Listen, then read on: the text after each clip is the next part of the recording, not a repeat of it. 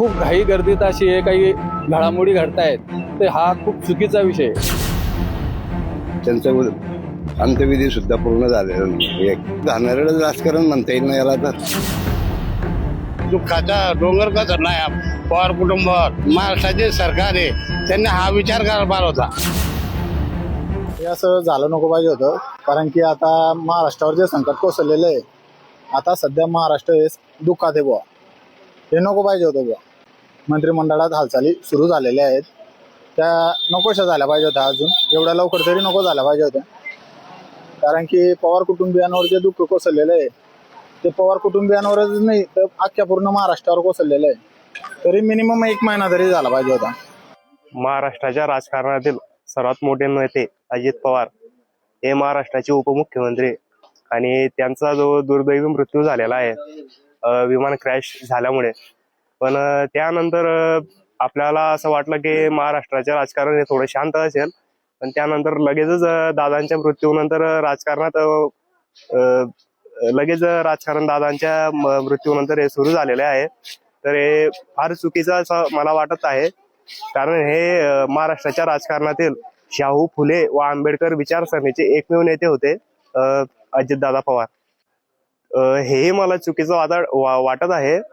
पण सुनेत्राताई पवार यांच्याकडे हे पद जे जात आहे उपमुख्यमंत्रीचं, त्याबद्दल ठीक आहे, ते बऱ्यापैकी ठीक आहे. पण लगेचच दादांच्या मृत्यूनंतर हे फार चुकीचं होत आहे. तरी पण असं माझं मत आहे, वैयक्तिक मत आहे. दादांच्या मृत्यूनंतर सरासरी 10 ते 15 दिवस किंवा नंतर जरी राजकारण हे सुरू झालेले असते तरी आपल्याला काही वाटले नसते. पण लगेचच राजकारण हे झाले, त्यामुळे खूपच वाईट वाटत आहे. आणि महाराष्ट्राच्या जनतेला सुद्धा हे अपेक्षित नव्हते. पहिला विषय तर असा आहे की दादांचं जे निधन झालं ते अनपेक्षित झालेलं आहे. असं कोणाच्याही मनात किंवा कोणाच्याही डोक्यात नसेल की बुवा असं कधी होईल म्हणून दादाचं, पण तसं अनपेक्षित घडलेलं आहे. आणि आजच्या ज्या घडामोडी दिसत आहे, ज्या झालेल्या आहेत, ह्या म्हणजे खूपच भयानक अशा अनपेक्षित घडत आहे. साधारणतः ती एवढ्या लवकरात लवकर नको व्हायला होत्या. काही दिवसानंतर थोडी शांतता झाल्यानंतर ह्या घडामोडी झाल्या असत्या तर खूपच चांगलं झालं असतं असं मला वाटतं. सर्वात महत्त्वाचा विषय तर असा आहे की काही दिवस थोडंसं शांतता घेऊनच यांनी या सर्व घडामोडींवर लक्ष केंद्रित करायला पाहिजे होतं. पण तसं न करता यांनी खूप घाई गर्दीत अशी हे काही घडामोडी घडतायत तर हा खूप चुकीचा विषय आहे. दुःखाचं आहेच, कारण एवढे मोठे नेते, अजितदादासारखा माणूस अनंतात विलीन झालेले आहेत. आणि राजकारण म्हटलं की ते आलोच. आज जी घटना घडलेली आहे ती दुर्दैवी असल्या कारणाने थोडं या काही गोष्टी चाललेल्या आहेत राजकारणात, ते कुठेतरी थांबायला पाहिजे. आणि ह्या एवढा वेगवान जो घडामोडी घडतायत ह्या खूप चुकीच्या आहेत. नाही, अपेक्षित नाही ही गोष्ट, आणि चुकीचं आहे.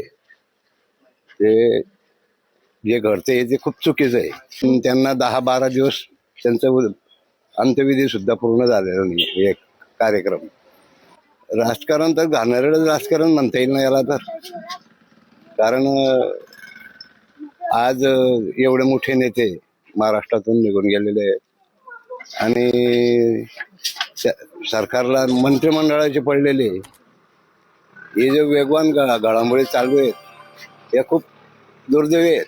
1-1.25 महिना दुखाटा पार होता की बा घरचा माणूस म्हणजे एक महाराष्ट्राचा मोठा नेता हरपला होता, तर थोडंसं थांबायला पाहिलं होतं. त्याच्यानंतर शपथविधी किंवा हे महाराष्ट्राचे माजी मुख्यमंत्री जे आहेत मुख्यमंत्री त्यांनी थोडं थांबून घ्यायला पाहिलं होतं. राजकारणाच्या ठिकाणी हे दुःखाच्या ठिकाणी हा मोठा घात आहे. म्हणजे दुःख हा एकदम मोठं दुःखाचा डोंगर कसं आहे पवार कुटुंबावर. त्यांची महाराष्ट्राचे सरकार आहे, त्यांनी हा विचार करायला पाहिजे होता. पवार कुटुंब नाही, पूर्ण महाराष्ट्र दुःखात आहे. ये पूरा गलत है, ये भाजपा की चाल है. इस करने के लिए इसके पीछे भाजपा की बहुत बड़ी षड्यंत्र है. और अभी तो उनका दुखौटा 2 दिन का लिया था, उसके पहले उन्होंने शपथ विधि का कार्यक्रम शुरू कर दिया. तो ये सरासर गलत है। अजित दादा पवार एकमेव मानुस थे कि वो बहुत काम के थे, ये ऐसा होने को नहीं होना था, पर ये गलत हो चुका है और ये उसके आगे बहुत बड़ा षड्यंत्र है। ये पॉलिटिक्स तो सब दलदल हो चुकी है, ऐसा होने को नहीं होना था, बहुत जल्दी कर दिया उसने। ये शपथ विधि थोड़े दिन के बाद करना चाहिए थी, 8-10 दिन के बाद करना चाहिए थी, ये 2 दिन में नहीं होना चाहिए थी, ये फौरन उन्होंने कर दिया है।